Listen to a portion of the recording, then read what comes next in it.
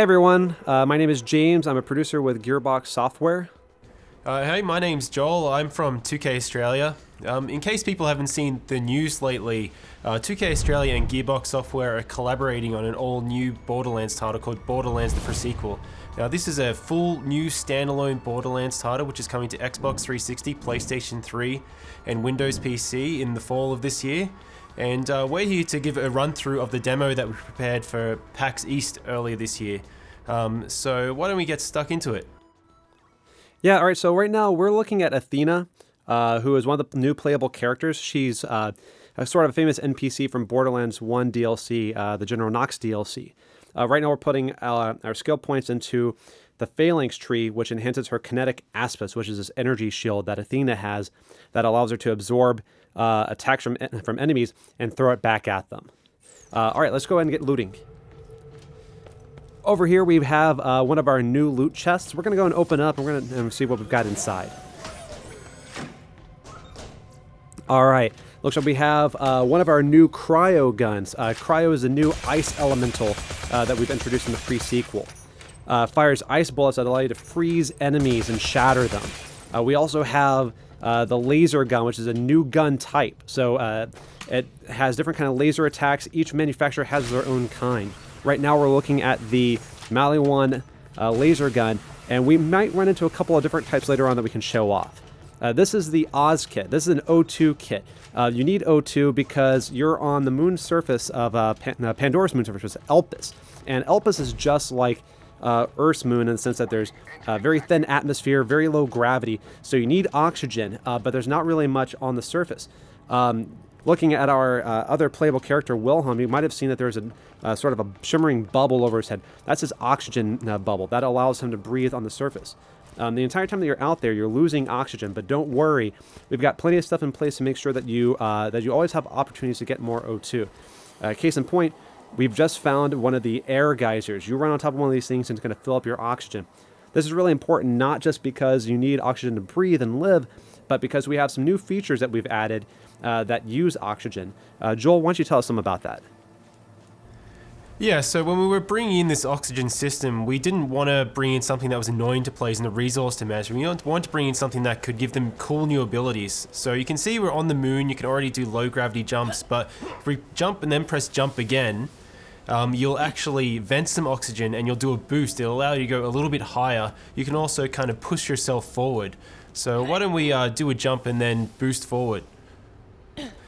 And one of the other cool things you can do, it's kind of my favorite thing to do in the game at the moment. It's technically called a slam, but I like to call it a butt stomp. If you jump up in the air, press jump again to boost, and then press crouch, you actually slam down to the ground and do an area of effect attack. It's a great way to manage crowds, to shove them back, because if you're in a low gravity area, you can push them back pretty far, which might be the edge that you need to either like run away or focus on one guy before you deal with the rest of the crowd. All right, now we're going to go ahead and move into the next area. This is the comm facility. There's a signal that's being jammed that you need to take care of so that you can get back up to Helios, which is the moonshot facility.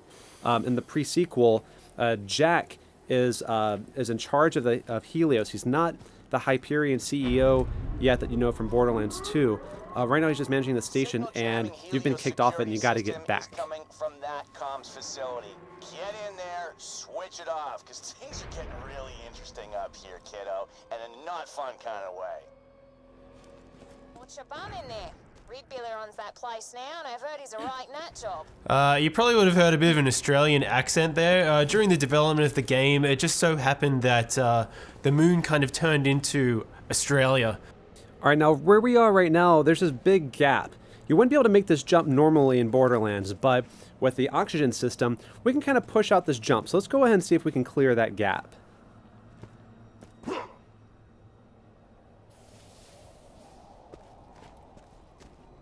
All right, Athena, you're up.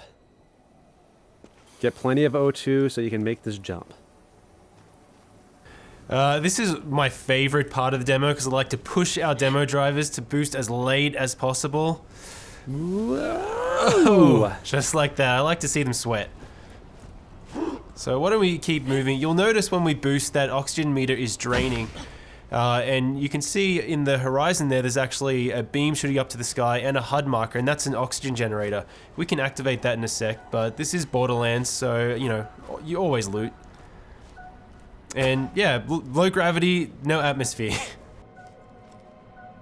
But when you actually activate the oxygen generator, now there is atmosphere. So when we open up this other lootable, you'll see that it behaves differently. We want to make sure that that this whole system felt organic, that it felt real, that it didn't just feel like it was tacked on. This comes in really important because with things like incendiary, if you set someone on fire inside of a building with atmosphere, they'll burn. But if you set them on fire in an area with no atmosphere, they won't. So you kind of have to make some, you have some interesting opportunities. But these guys up here, I'm sure they're up to no good, so let's throw some grenades at them.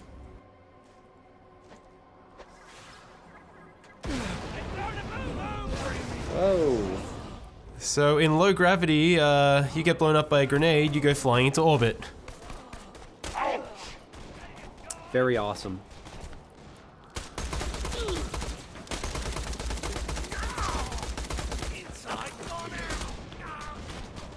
Now you'll see these guys who are outside of the oxygen dome, they're wearing the same bubble that you are, and if you manage to get a headshot like that, they'll actually start venting oxygen and become vulnerable.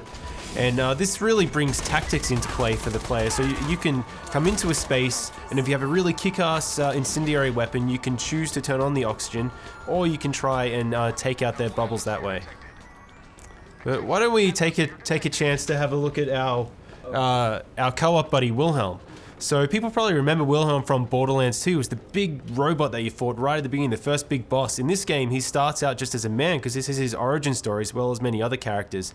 And the really cool thing is, as you're building out his skill tree, not only do you gain new abilities, but you actually visually change him as well. You get robotic arms, robotic legs, shoulder-mounted rocket turrets. You're essentially building out his skill tree to tell the story of how he became the boss you fought in Borderlands 2, which we've had a lot of fun making.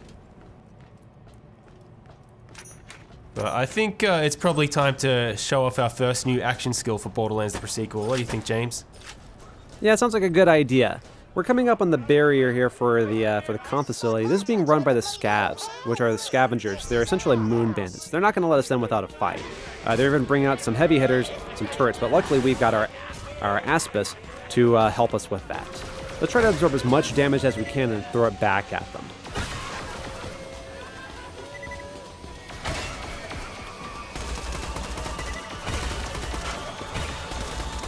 So you can see that the shield is slowly spinning up. As it takes more and more damage, it's going to spin faster and faster. You can kind of see it all around the outer edge, which means that we're just about ready to throw that back. Awesome. Let's go ahead and take care of this other laser and then get inside. Now, because we never get tired of blowing people off the side of the moon, let's throw some more grenades. We like to do these demos live, but because this is a co-op game, we can always rely on our buddies. That's right. Always better to play with friends. All right, now let's go ahead and show off the cryo gun. We showed a little bit of it earlier, but didn't really get to see it in action. Let's go ahead and free some enemies. So we've actually built this procedural system so you can freeze any enemy like that, and once you get their health down to a certain threshold, you can shatter them. It's not an instant win button because you do need to get their health down low, but when you manage to do it, it's really satisfying, and it's different every single time. Now we're going to go and divide and conquer so we can wipe out these scavs a little bit faster, and then we're going to try to meet back up in a little bit. Athena, freeze this guy and try to stomp him.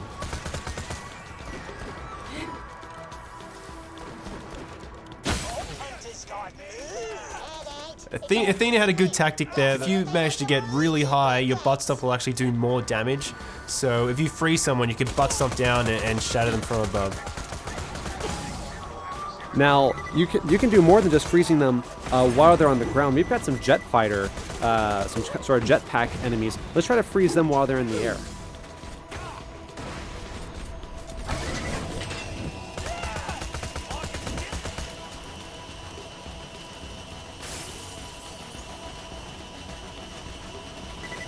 So if we do manage to freeze one of these guys in the air and they fall down a railing, they'll actually split in half. It's one of these kind of random events that I love to see in the game.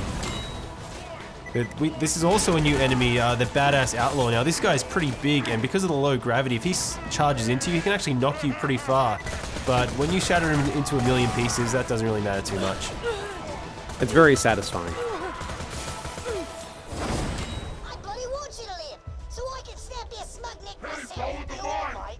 Thanks, but let's Feel keep this free just to be between killed us. by any of my highly professional men. Now, we did get a new skill point while we were out there, so let's go ahead and allocate that. We're going to put it into the ultimate skill in this tree, which is Wrath of the Goddess. This will allow Athena's shield to bounce around multiple enemies inside of a sort of like a close circle. This is a great way to manage crowds. Oh, Wilhelm, it looks like he got something. What is that? So that's the Dar laser. That's kind of like a bolt laser. Athena, you picked up the Mali-1 beam laser before, and as James said earlier, you have multiple manufacturers, you have the procedural weapon system, so players can expect to see a whole variety of different types of lasers when they play the game. To the right here, you'll see one of the new rideable vehicles in Borderlands, the pre-sequel, the Stingray. We're not going to need in this mission, so we're going to keep moving forward. But keep an eye out, because we might have something more about that in some later news.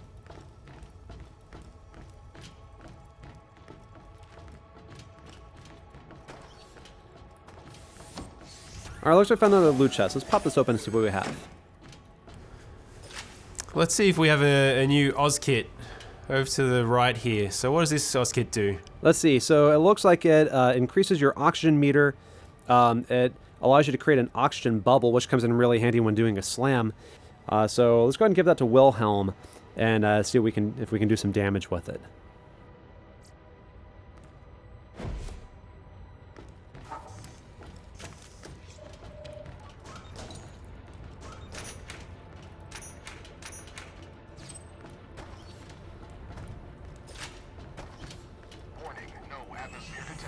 So the Eye of Helios is charging up now, and it's actually firing into the surface of the moon, which is probably not such a good thing when you see bits of the ground kind of floating above you like that. Probably a good reason for us to get back up to that space station as soon as possible.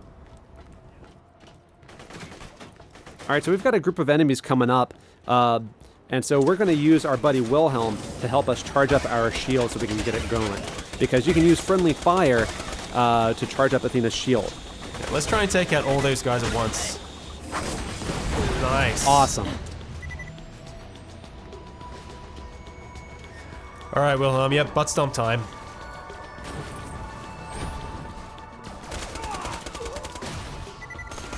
And you see that bubble, you can run inside that to recharge your oxygen. As we mentioned earlier, you can also use the oxygen to set enemies on fire when you're out in this sort of area. So maybe we get a chance to use that, maybe we don't. Yeah, it is a really good combo if you get that oxygen bubble with the fire to burn enemies, but I really love getting the cryo one as well, so if you jump down from high enough, butt stomp and shatter and freeze a guy all in one go.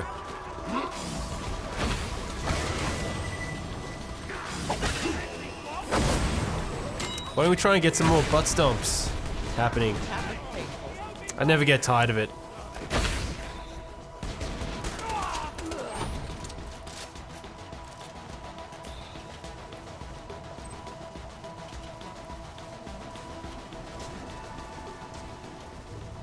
I can taste someone burning. So we've got some little scabs and a little outlaw here. This is a really good opportunity to try and charge that shield right up, so absorb some more damage. It's fully spinning now, so just move back a little bit, Athena, and fire it off. Awesome. Nice. Now there's a lot more resistance in this area than we planned. We might need a little more help on this one. Who could help us out, possibly?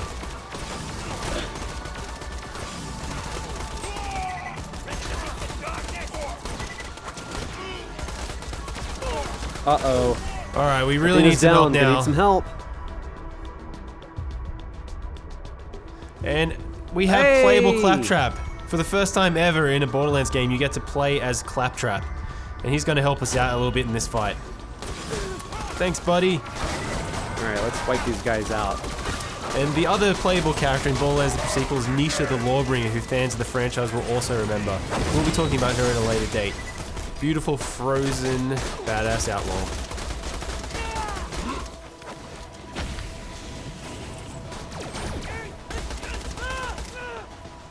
So yeah, we should probably head in here and try and disable that signal so we can get up to the space station.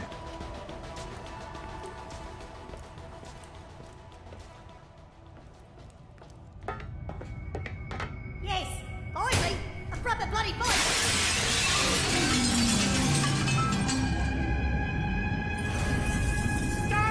We can love this. All right, you better get him, Athena. Getting close.